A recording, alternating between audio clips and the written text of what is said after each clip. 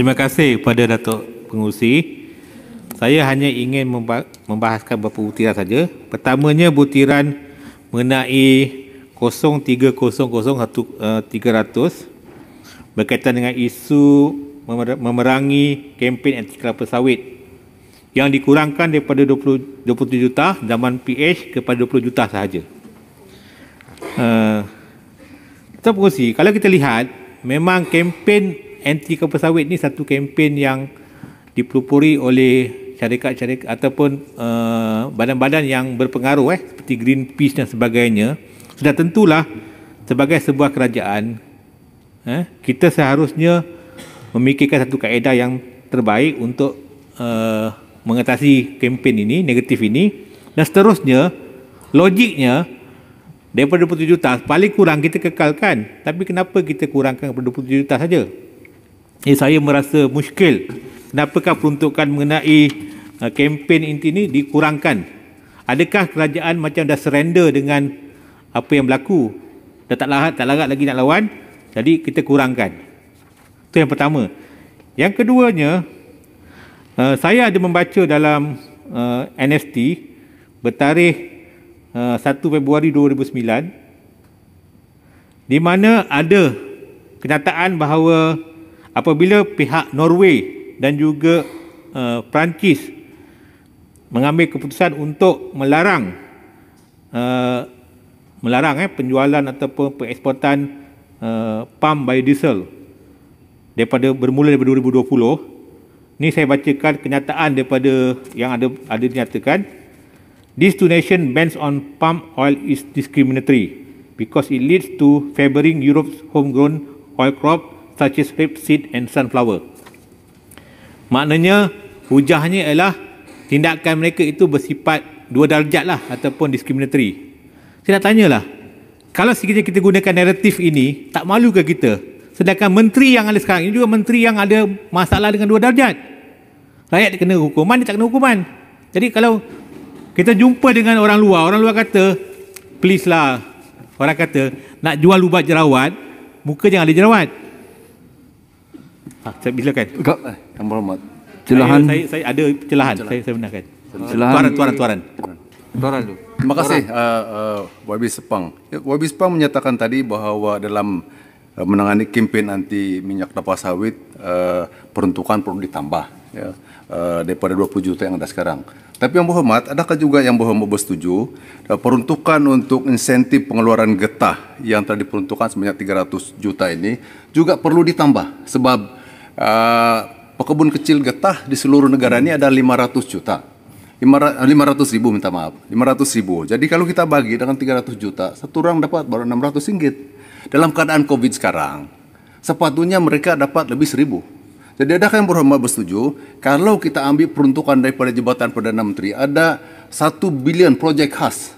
Kita ambil 900 juta di sana, masukkan di sana, di sini supaya tambahkan di sini sampai 1 bilion lebih untuk pekebun kecil ini supaya pekebun kecil boleh dapat 1.000 ringgit satu orang. Terima kasih.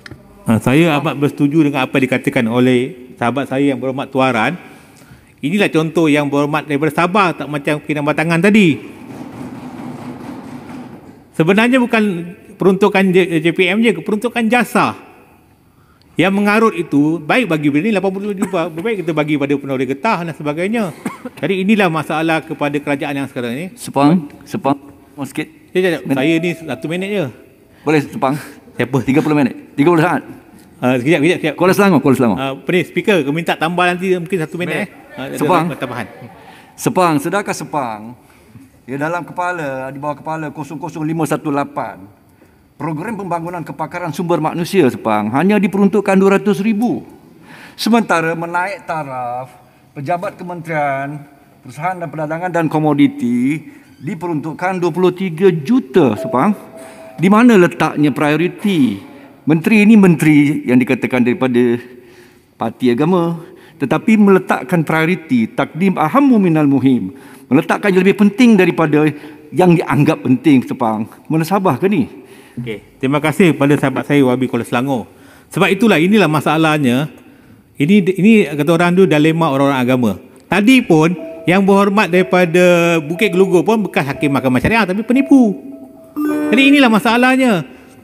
Apabila orang agama menjadikan imej agama makin runtuh. Jadi saya ingin mengatakan inilah. Ketua mesyuarat 36. Point of order. Yang tu memberi sesuatu yang buruk ke atas seorang ahli parlimen yang lain. Okeylah, saya tarik balik lah. Tak apalah, saya tarik balik. Tarik balik. Saya tarik balik. Kalau tak betul saya tarik balik. Perkataan ini adalah cukup kurang ajar. Kurang ajar kamu. Kurang ajar tu. Dah ditarik balik. Silakan. Tak apa, no problem.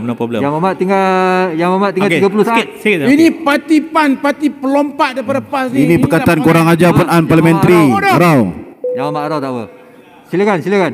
Habiskan. Tak apa, terima kasih kepada Yang Berhormat Arau yang mungkin spesies terakhir dalam parlimen ini. Saya rasa itu nak tarik balik ke? Spesies terakhir. Ni speaker. Yang Muhammad habiskan. Inilah tadi kacau. Saya 5 minit orang dah kacau. Bayangkan kalau saya pergi 5 jam habis untuk kerja ni. Dia unship mengatakan orang. Yalah, habiskan. Spesies terakhir dia. Tak apalah, whatever. Tolong habiskan. Saya spesies awal dan akhir. Arau, you tengoklah. Yang Muhammad Sepang, tolong habiskan. Terima kasih. Jadi saya merasakan bahawa saya mintalah kalau boleh selepas ini dan terakhir, kalau ada kempen luar negara tadi, saya harapkan kalau boleh elakkan daripada menteri yang ada sekarang ni pergi untuk berkempen luar negara. Sebab saya takut makin teruk nanti keadaan dengan negara kita. Sebab menteri ni, sama ada kita suka tak suka, telah membuat satu kempen yang bagi saya membahaya kepada negara.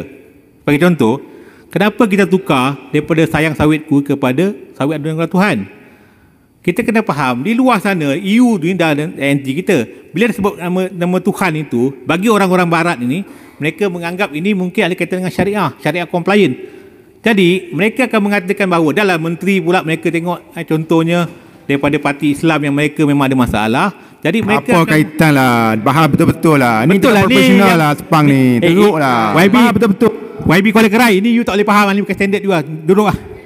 You lah standard macam tu, standard standard apa? lah, duduk lah. Lawyer, low class. Not your standard, duduk lah. Sepang tolong habiskan. Sepang.